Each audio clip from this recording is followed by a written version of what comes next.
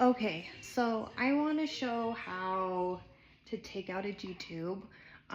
It's a good opportunity right now. She's been pulling on it, and it's popped out a couple of times, so I'm going to check the balloon.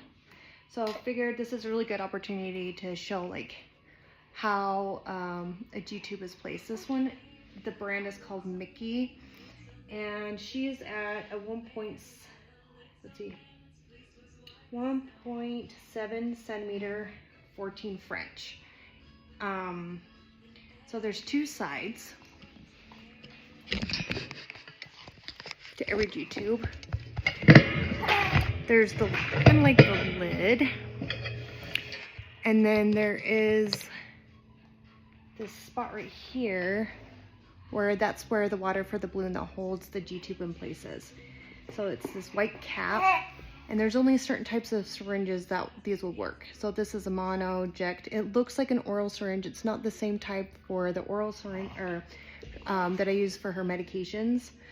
I keep these in a spare Gtube kit for this reason, because without these, this would be really tricky to figure out how to do. So to take out the Gtube, I'm gonna put the syringe in this white cap. There's a hole for it, and I'm gonna pull the water. I like to give it a good tug for a few seconds before I actually pull it out, and then I keep it pulled out while I'm pulling the syringe out, because I don't want the water to go through. So now this is gonna just pop out like an earring, just like that. So you can see, like, it doesn't look like a gaping hole or anything. It kind of looks like maybe a deep belly button, right? So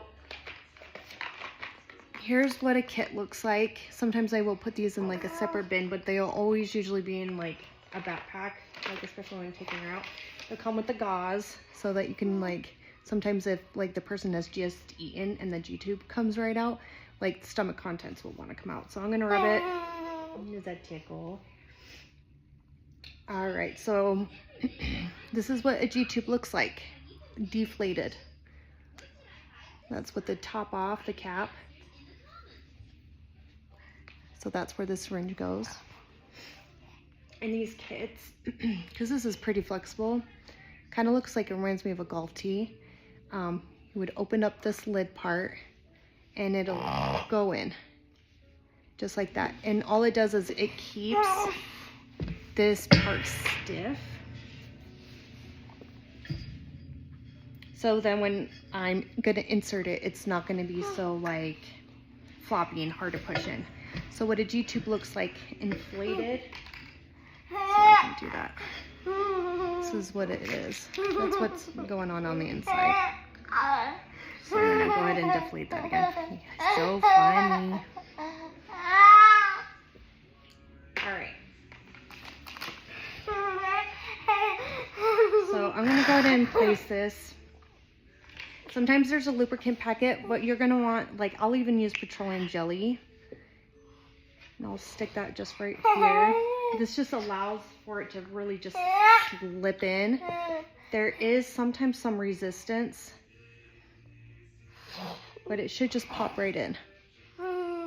Just like that. And then you take off this little golf tee. That's what I think of it as.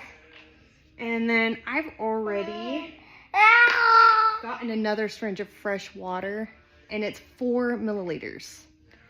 It's always 4. You always want to, like, when you're filling up these, you want to exactly 4. So I'll like pull in 5, get all like the big bubbles out, as many of the air bubbles as I can, and then push out until it's 4. So now all I'm gonna do, so that it's placed, put that like that.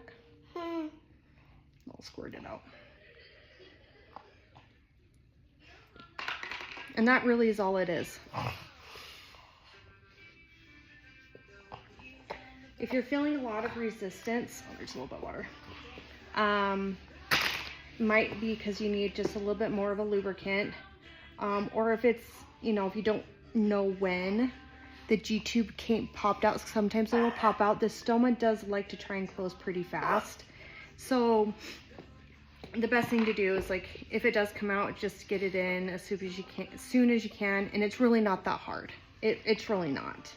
It should only take, you know, even between getting the setup ready, like a couple, you know, a few minutes at the most.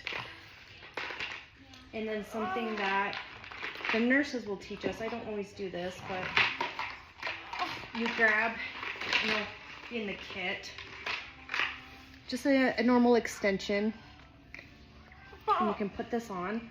If you want to make sure that it's placed in the stomach, you can you can pull it out. So if you're getting stuff coming from the stomach, then you know it's in the right spot. That's it.